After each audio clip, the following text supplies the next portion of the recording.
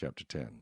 Moreover, brethren, I do not want you to be unaware that all our fathers were under the cloud, all passed through the sea, all were baptized into Moses in the cloud and in the sea, all ate the same spiritual food, and all drank the same spiritual drink, for they drank of that spiritual rock that followed them, and that rock was Christ. But with most of them God was not well pleased, for their bodies were scattered in the wilderness.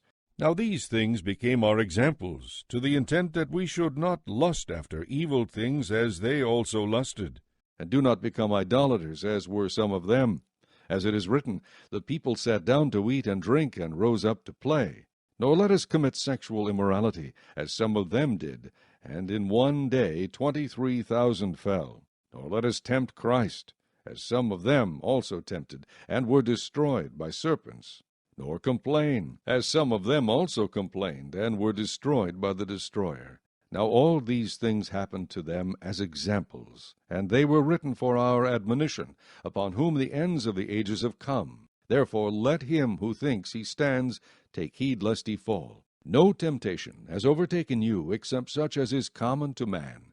But God is faithful, who will not allow you to be tempted beyond what you are able, but with the temptation will also make the way of escape, that you may be able to bear it. Therefore, my beloved, flee from idolatry. I speak as to wise men.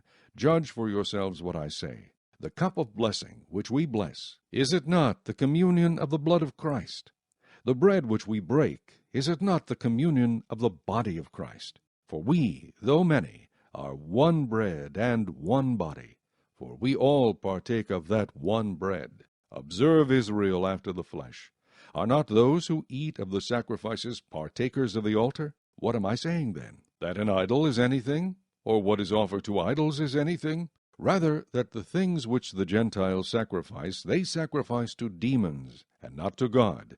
And I do not want you to have fellowship with demons. You cannot drink the cup of the Lord and the cup of demons.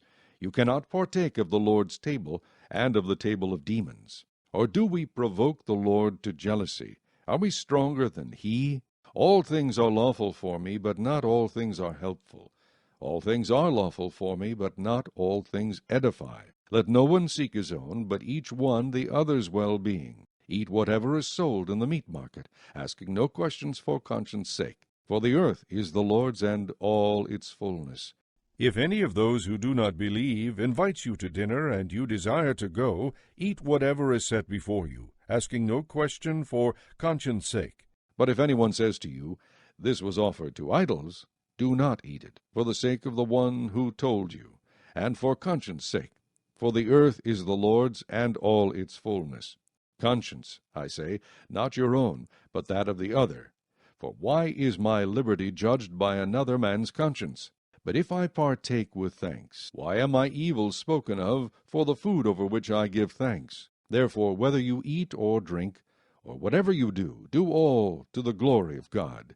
Give no offense, either to the Jews, or to the Greeks, or to the church of God, just as I also please all men in all things, not seeking my own profit, but the profit of many, that they may be saved.